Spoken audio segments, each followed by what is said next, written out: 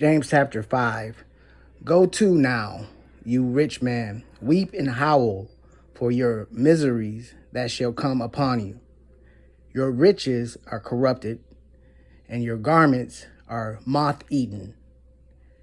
Your gold and silver is cankered, and the rust of them shall be a witness against you, and shall eat your flesh as it were fire.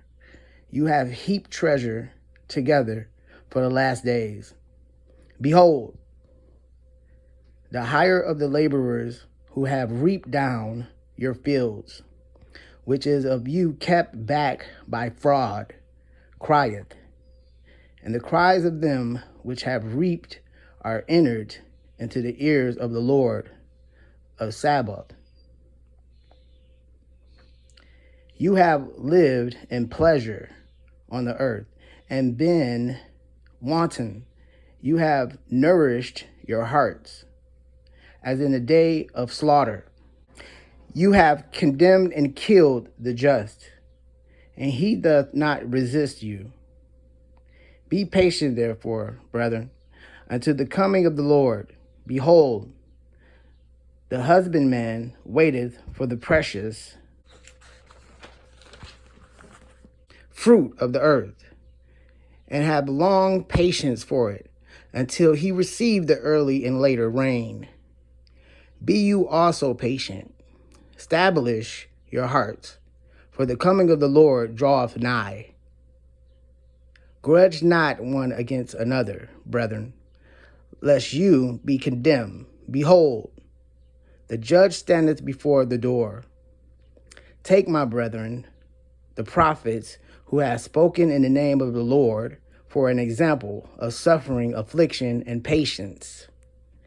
Behold, we count them happy which endure. You have heard the patience of Job, and have seen the end of the Lord, that the Lord is very pitiful and of tender mercy.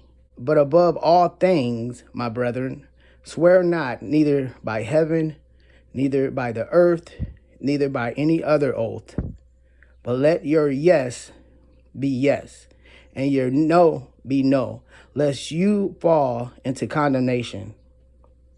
Is any among you afflicted? Let him pray. Is any merry? Let him sing psalms.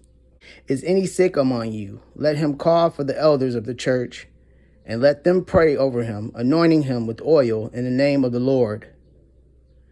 And the prayer of faith shall save the sick, and the Lord shall raise him up. And if he have committed sins, they shall be forgiven him. Confess your faults one to another, and pray one for another, that you may be healed. The effectual, fervent prayer of a righteous man availeth much.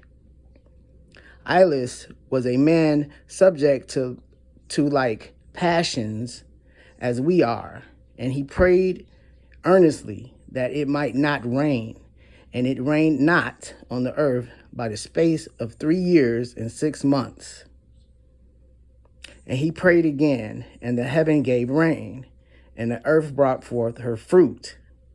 Brethren, if any of you do err from the truth, and one convert him, let him know that he which converteth the sinner from the error of his way shall save a soul from death, and shall hide a multitude of sins.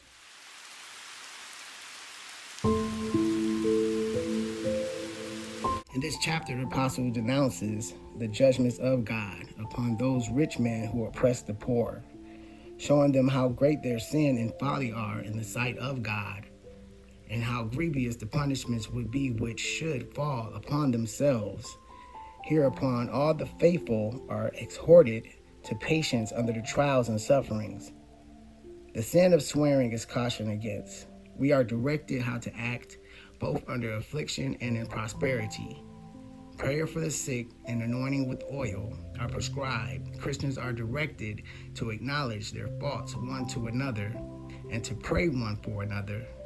And the efficiency of prayer is proved. And lastly, it is recommended to us to do what we can for bringing back those that stray from the ways of truth.